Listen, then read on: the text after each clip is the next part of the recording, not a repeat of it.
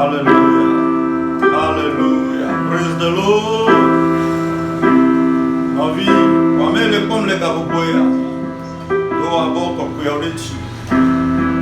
Do abo deji na chobu kafuna Yehowa.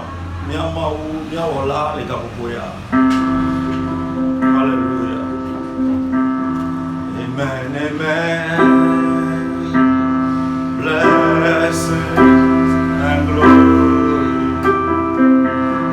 wisdom and living, and honor, power and might, belong to my Lord, forever and ever.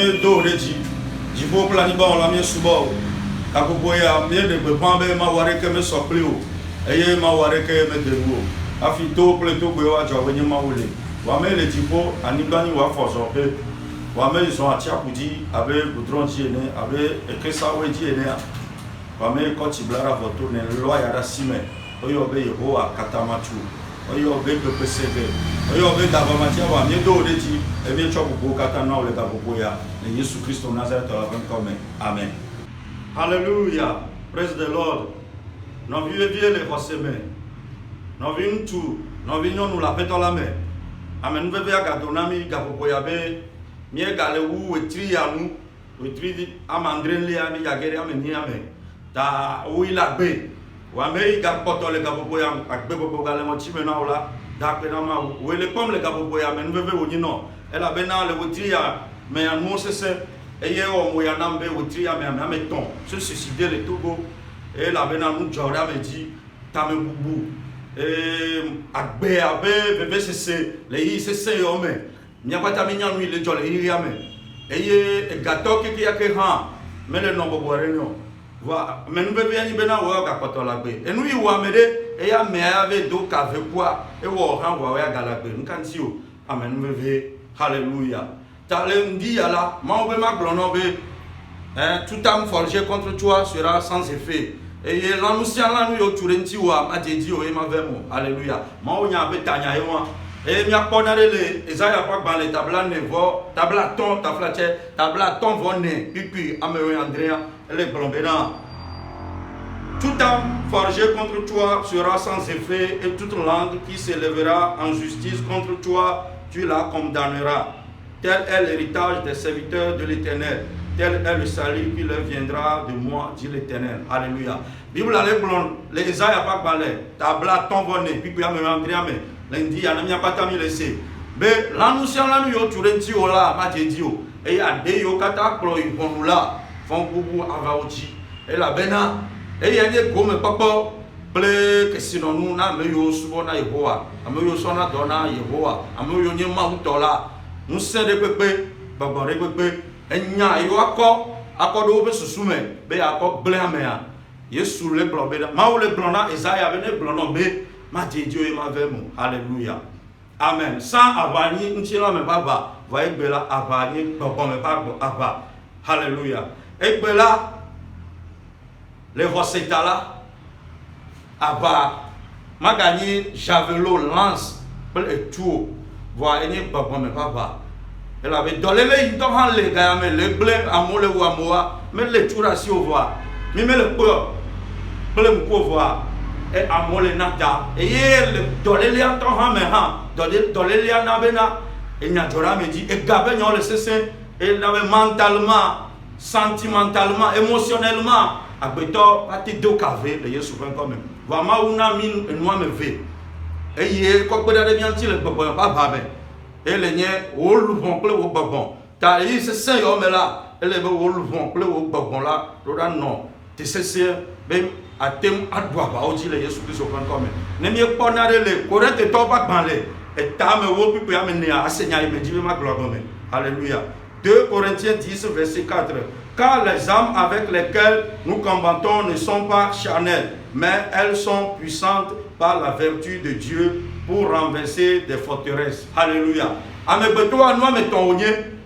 Eye ame beto ni lo bon ko plein tila. Avale mbabla o wa me enye tila me baba. David ola o wa ba plein lanu. Saül solo o wa ba plein lanu. Alléluia.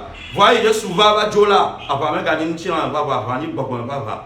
Alléluia. Et le bena wolu bon klo wo baba wana te sese eye korante to ba pa le tam wo pipu ya menea e le blone mi akata mi se ga popo ya e be abanu yo mi le sansan men gagner ntila me baba o nu yo e wo mu bobon ble bobon me baba o nu mi le sansan. Alléluia.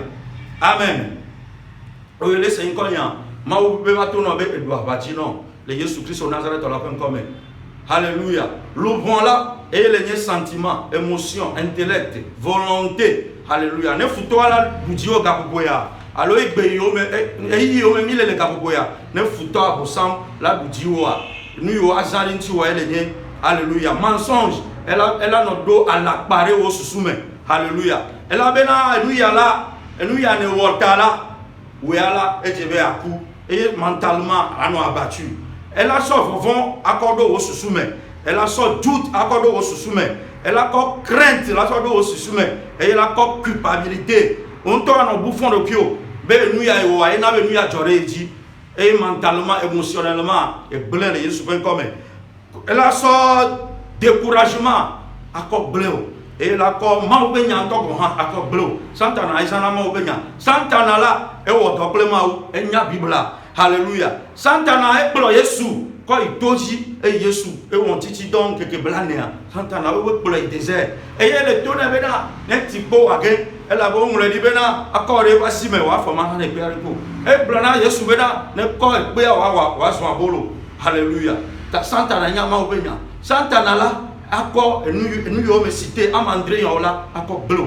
Voyez sem mentalement ne o âme o lu bon les sessions là mais quand nous yo ajola et nous nati yo là anomé o et accord de photo a dit les Jésus Christ au point comme ta le bon mère elle levé nani bedora là elle levé à sol titi donc le bedora à so pere o bon ti be à notre session les sessions mais ben o bon là ne va contrôler o âme va contrôler o sentiment o volonté o émotion. Bena on tient là ma cloide de blemo on tient là ya et yi ntolia wa minyebe et ya ve e ben wo et le nye comme. Alléluia. Voir le bon bon là on la paix. Alléluia. Tane o lu bon ma ile to tromo wa et le bena a ma obenya là a quoi a ko honu. Alléluia. Le Jésus Christ au Nazareth la pen comme mia renade le efeso ba ban le tamade pipu amewe de cœur. Ephésiens 6, verset 11.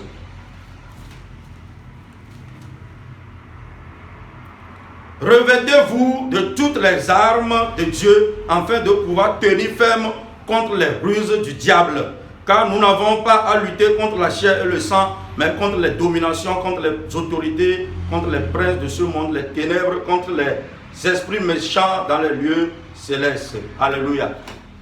Ebe mi akọ ahwa no sese me akọ ahwa no sese apostole Paul me le blona il faut so taw me le blona Christ taw bena ono ve lo tu ono ve call mitraillette no wa damo be mi ado gbogbo ba ahwa no e le nyi ma obenya. Alléluia. E ta wola eyenye nu ta eyenye nu ile ametinti e kwasi wono kata no sota no kwa owu ametia e ta me ye no kata la ho kata la e ta me bevana ne santana ne futoa aglola agle sotaji.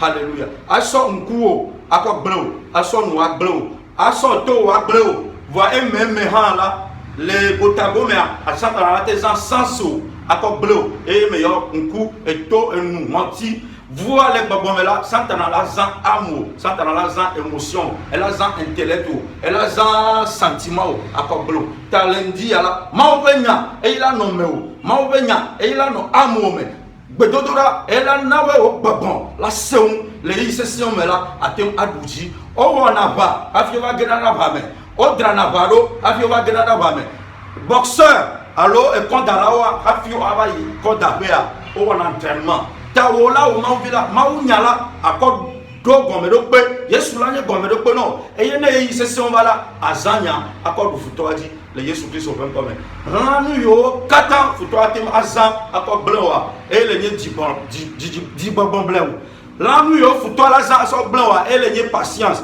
ta o ma o vijan la le be no patient ne santana le dio la santana la bon ne pe amaton et santana la so asolewa et pe amaton wa solewa o ha o Christ to la ele be akodi blew be akem du futo be aye moji e monter treodi le Yesu Christ Nazareth la pen comme mais va bon le dia bena ma donation be ben kanu yo le jo le yi mamla yo mo la mais God do café allo me ga na be adia pa goda le Yesu point comme dès qu'ambe la tem a desron ambe atem a divio pour avec se suicider des vieux ouais un cas de viol là bas c'est pas ça la solution mais ni bena adia pa gola et ni bena et dontina pour réao mais quand nous yo le jola et gala mais les solution et gamen une solution no dit bien quoi ga on a doé alléluia ta no du faire et dola la quoi tu fais le Yesu point comme ma on est venu bena le yi yo mela me gave ou apasaga eye wo luvon no avatron no da ba go dala o tron wo luvon o ku ba ku ke no da ba go da o tron wo luvon akua elefu na tron no kula o ku ntina o ku va no tron la e fi wo luvon la e tiebe o luvon la ma ya Abraham fa komo wo gabo bo ya me et lui c'est Seigneur mais Yesu pour atema ho Yesu enye solution na bado non ho Yesu avec de la place to enia baba ko la bado wo babon me eye aso agbe ma kuma ko ado wo babon me e atem adugi an nous se odi ne baba ko la sio la ne dona gbera la o babon la don se atem adu babon hi an nous se ya odi elle a bena mi la ba me e yo gbe di ore ile ya me ko la elle la ba me hallelujah elle la ba me vo ta nous avons nous yo yana wa eye me yo no wa be atem aso du futo di le Yesu Christ au point comme ma obe kana me preba si ele dio ma do gbera le tao ma ko da sina Yehowa be we tri mi yaje mo adu tara ma oba si anodio be nya yo kata wa sore ntio le bonu le babon me futo wa sore ntio be to wo reke e to gbe wo reke ta manyo na o we asu fifode to eye ma desron ma enu ma jeji na o we ano ne nema e wa nu la ba na be aba glen wa gbe ya le gabobo ya me ya do gbera le Yesu Christ au point comme et ya ta wo reka plum le faseme ma be kona me ple basi amenu be le dinye bena menye ya wo vo babo ko e wo ne ya e ja va mi akata mi aji e wa do ou que on le bien va gbe me le cas le Yesu Christ au point comme hallelujah. Hallelujah. Praise the Lord.